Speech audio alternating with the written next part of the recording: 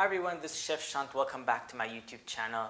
So today what I have in store for us is a very authentic, simple, and creamy spaghetti alla carbonara. Now I say creamy, but this recipe actually will not be using any cream, just like how they used to do and still do back in Rome. This is a traditionally Roman dish.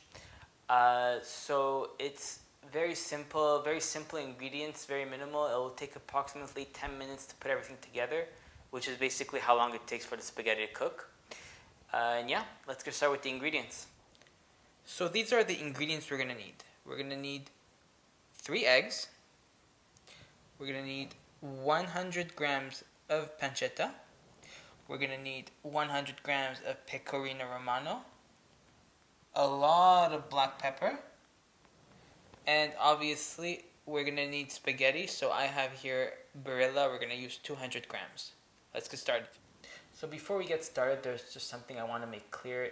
The ingredients I mentioned beforehand are for 2 servings. So basically, it comes up to 100 grams of pasta per person.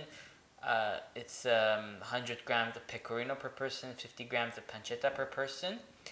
The only thing that you will not be able to multiply by 2, let's say if you're making it for 4 people, is the eggs. Now how it works is that the formula for the eggs, it's 1 egg per person plus 1 egg. So if you were 4 people, that would be 4 eggs, so 1 egg per person, plus 1, so 5 eggs in total. And another thing I wanted to bring up before I forget is the original recipe uses guanciale, which is pork cheek.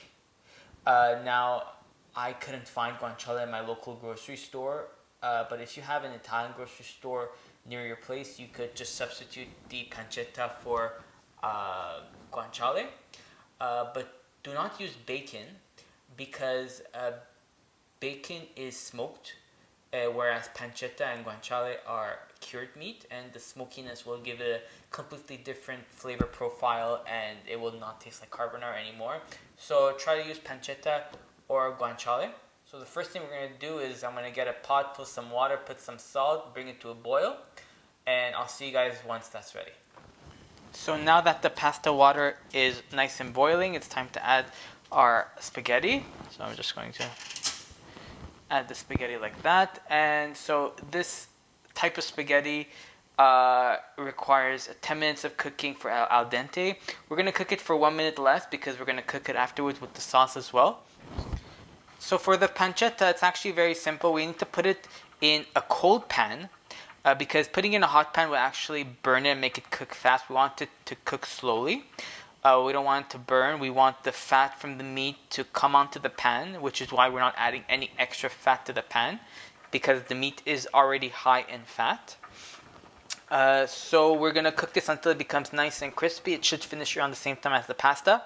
I chose a bigger pan because we're going to put the pasta in this pan with the pancetta afterwards with the sauce. So don't choose a small saucepan. It should be a somewhat bigger frying pan.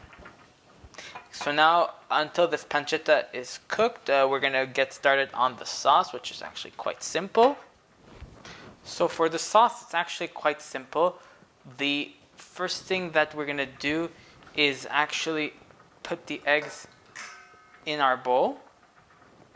And then we're just going to whisk them all together.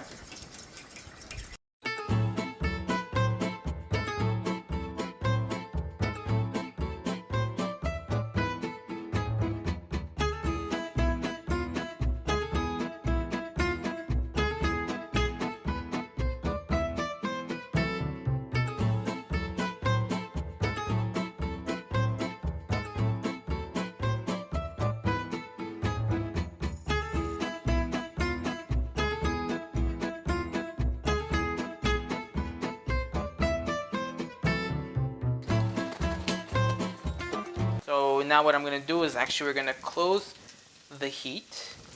Let me just close it. So the stove is now off and we're just going to take our beautifully cooked spaghetti. So it's okay if we get some pasta water because we're going to add some anyways.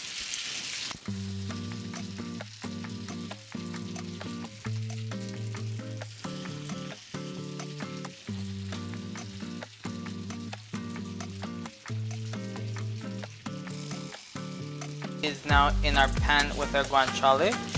We're just going to stir it a bit. As a reminder, the heat is still completely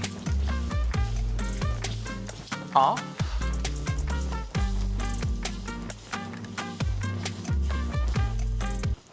Now what we're gonna do is, so as you may have noticed, I did not strain my pasta, so we're keeping the pasta water.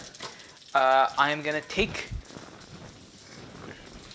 my sauce mixture, and I'm actually gonna put approximately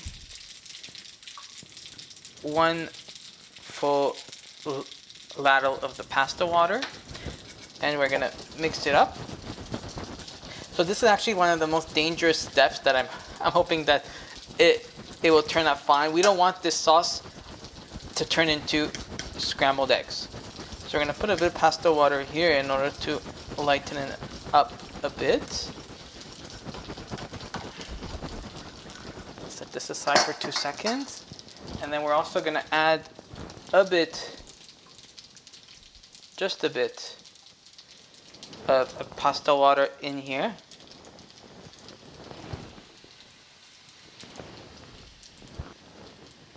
Okay, so that's done with that. Now we're just gonna dump in the sauce and mix.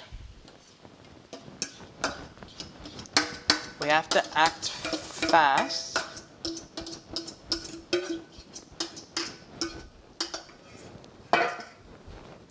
At this point.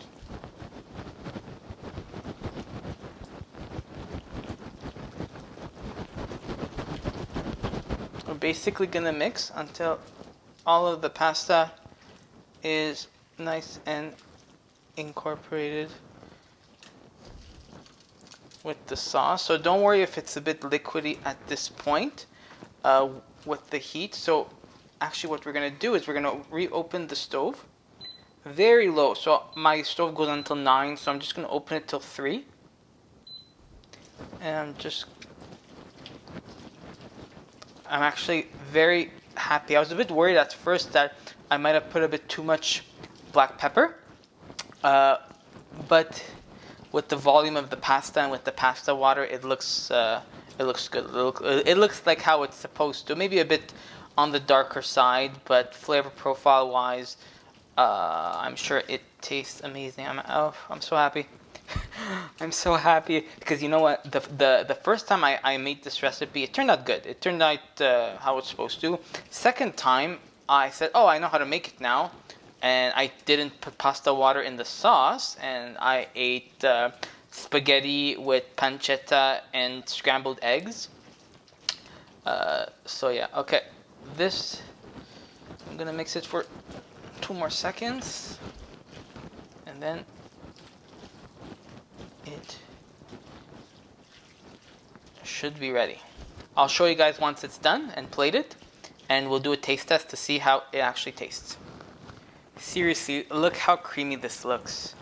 No cream required. It looks fantastic. So let me put on a plate and I'll show you guys. So this is what the final result looks like. Overall, I am very happy with how it looks. You know, if you don't like black pepper as much as I do, then maybe go a bit lighter on it, but still it gives a very good flavor to this dish. So the key things to remember is put pasta water in your sauce, pasta water in the pasta before putting the sauce, and mix well and mix fast, and this will prevent it from turning into scrambled eggs. So I hope you guys liked this recipe. If you did, please give a thumbs up, like and subscribe, and let me know in the comments what you want to see next. Thank you for watching.